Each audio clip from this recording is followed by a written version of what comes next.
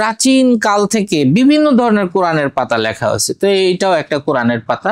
এই কোরআনের পাতায় মাত্র 4টা লাইন আর উপরে আল কোরআনুল কারীম লেখা আছে। এইটা কোরআনের আয়াতটা হলো ওয়াকালাল্লাযিনা লা ইয়ারজুনা লিকা লাউলা উনজিলা আলাইনা আল মালাইকাতা আও নারা রব্বানা লাকাদ ইস্তাকবারু ফি আনফুসিহিম ওয়া আতুওয়ান কাবীরা। এইটা আল্লাহ রাসূল বলছেন তোমরা কোরআনকে সর্বোচ্চ সুন্দর করে উপস্থাপন করো যাতে মানুষ এটা দেখে এটার মহত্বটা বুঝতে পারে, সেই জন্য এরকম সুন্দর করে কোরআনের পাতা লেখা হয়। আমি আরেকটা দেখাই, এই যে স্টাইলটা, এইটাও আমরা যেটাকে রায়হানি বলি, রায়হানির সাথে এটা একটু মিল আছে। এটা রায়হানি এবং তালিকের মাঝামাঝি করতে আমি চেষ্টা করেছি।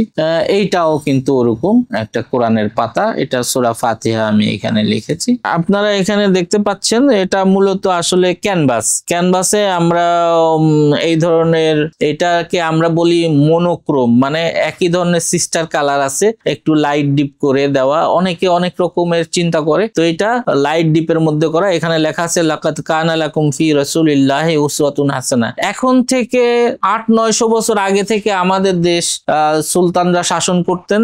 এইটা হলো সেই সময়ের 500-700 বছর আগে। এটা মূলত চাটমোহরের যে মসজিদ আছে সেই মসজিদ থেকে যে শিলালিপি আছে সেই শিলালিপি থেকে আমরা স্টাম্পেড করেছি। এটা বিশেষভাবে যে কাগজটা আছে এই কাগজটা একটা আলাদা ধরনের কাগজ, এটা নরমাল কাগজ না। এই কাগজের উপরে যে কালিটা এটাও নরমাল কালি না, এটা আলাদা ধরনের কালি। এই কাগজটা ভিজিয়ে তারপরে ওই প্লেটের উপরে রাখা হয়, তারপরে এই কালিটা একটা কাপড়ে এমন ভাবে লাগানো হয় যে এইভাবে দিলে তখন এই কালিটাই লেগে যায়, অন্য জায়গা লাগে না। এই ফন্টটা হলো বাহরিয়াল বাঙ্গালি, অর্থাৎ আমাদের বাংলাদেশি স্টাইলের ফন্ট, কিন্তু এটা কাঠ খুদাই করে এটা করা। আমরা ঘরে সাধারণত ক্যালিগ্রাফি রাখতে চাই 2টা কারণে। একটা হলো যে আমরা মুসলমান, আমাদের শিল্পকলাটা আমাদের ঘরে রাখলে আমাদের মনে শান্তি লাগে, এবং আরেকটা হলো যে অনেকে এটা দ্বারা সওয়াব যাতে হয় সেইটাও চিন্তা করেন।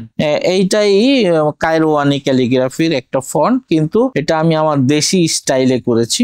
এই ধরনের ক্যালিগ্রাফি আমাদের বেঙ্গল তুগরার ভিতরে আছে। কাবা শরীফের গিলাফের যিনি ক্যালিগ্রাফার উস্তাদ মুখতার আলম শোকদার, উনি 2014 সালে বাংলাদেশে এসেছিলেন। তো উনি আমাকে অনেকগুলো ক্যালিগ্রাফি করে দিয়েছেন, এইটা সামনে পড়লো। এছাড়াও অনেক সুন্দর সুন্দর ক্যালিগ্রাফি আমাকে দিয়েছিলেন, আমি অনেককে দিয়েছি, আমার কাছেও আসছে। এই বইটা আসলে কুয়েত থেকে ওদের যে ইসলামী শিল্পকলার যে ওদের ইনস্টিটিউট আছে সেই ইনস্টিটিউট থেকে এটা ছাপিয়েছে। এটা কাবা শরীফের যে ভেতরের ক্যালিগ্রাফি মানে গিলাফ সেইটার কিন্তু এরকম লাল ছিল, কালো ছিল, সবুজ ছিল, যেটা লাল রঙেরটা একেবারে সেম এইরকম কাপড়ে, এটা রেশম কাপড়ে এই ধরনের ছাপা। এখানে কালিমা আছে, এখানে কোরআনের আয়াত আছে, এখানে আল্লাহর অনেকগুলো নাম আছে, তারপর ইয়া সুবহান, ইয়া সুলতান, আল্লাহর সবই আল্লাহর নামগুলো এখানে দেওয়া আছে। আগে করা হতো এরকম বুনট ক্যালিগ্রাফি, তারপর আস্তে আস্তে সেইটা চলে গেল হাতে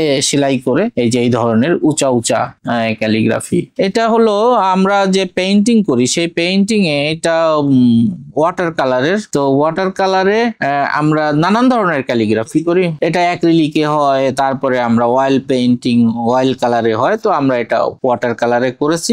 এটা ক্লাস ওয়ার্ক। আসলে আমাদের যে ক্যালিগ্রাফির ক্লাসগুলো হয় সেখানে আমরা দেখাই যে কিভাবে ক্যালিগ্রাফি করে। ছোটবেলা থেকে আমাদের পরিবারে ক্যালিগ্রাফির প্রতি আগ্রহ ছিল। পরে ঘরের ভিতরে হাতে লেখা কোরআন ছিল যেটা নষ্ট হয়ে গেছে। পরে হাতে লেখা মানে আমাদের বংশের পূর্বপুরুষরা হাতে লিখতো। আমরা শাহ বংশ। খানজাহান আলী যখন এই দেশে আসেন তো উনি সাথে লেখক নিয়ে আসছিলেন, যারা যেটাকে মুন্সি বলে বা লেখক বলি। তো আমাদের পূর্বপুরুষরা মূলত এই লেখার কাজ করতেন, যেটা ক্যালিগ্রাফার আর কি, খাত্তাত বলে আরবিতে।